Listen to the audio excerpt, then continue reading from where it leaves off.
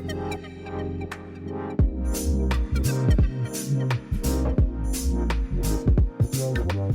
dear listeners, TW here. Join me as I traverse 100 years of horror cinema, one flick at a time. Die Monster Die, aka Monster of Terror, is an Anglo-American 1965 production based on The Colour of Out of Space by H.P. Lovecraft. It stars Boris Karloff in one of his final films and starts poorly. An almost 4-minute, very dull opening credit sequence does not grab an audience well. However, once the film begins, the mood switches to that of eerie gothic tension.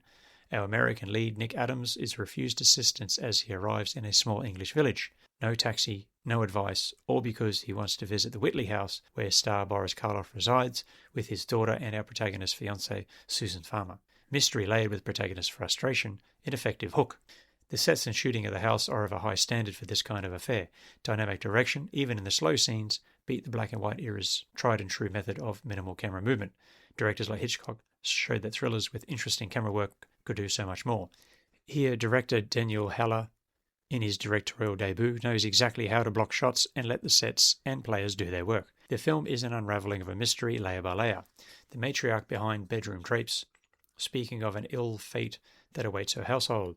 Karloff, who is in a long line of men who go mad, is determined not to follow his fate. Naturally, Karloff dominates as he does in almost every film he is in. So what makes a good haunted house film? Naturally the setting. The mystery, the direction, coming in last are the actors themselves and the story. If the film can pull those last two off, then it elevates it to a higher level. The acting ranges from perfect, Karloff, to decent, most of the rest of the cast.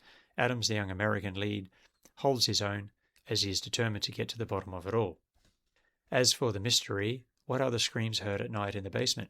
Who is the figure that stands outside the window? What is the human-shaped burn in the basement? Why will nothing grow in the surrounding areas? And why won't Karloff explain himself?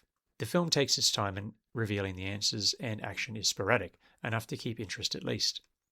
Are there really monsters in a movie called Die Monster Die? Well, yes, there is some puppetry and some killer plants in case you thought the threat would be mundane. Die Monster Die successfully captures the feel of the 30s haunted house pictures. It rightfully errs away from intentional camp value. Unintentional camp occurs when some of the monsters appear. Instead, the film aims for a dark and brooding atmosphere and leans heavily on clever set design and stunning use of colour to make it a higher standard. By the hour mark, all is revealed, but the last 20 minutes or so allows the action to unravel any cool temperaments. A slightly clumsy ending doesn't sour things, thankfully. While not an all-time classic, it is a nice callback to an earlier era that modernises enough to justify its existence. Roger Corman was almost single-handedly driving all haunted house films at this time, and it is good to see he wasn't the only one. A mixed response at the time, and released with one of Corman's films on a double bill, it has a modest fan base to this day. Worth a look. Enjoy.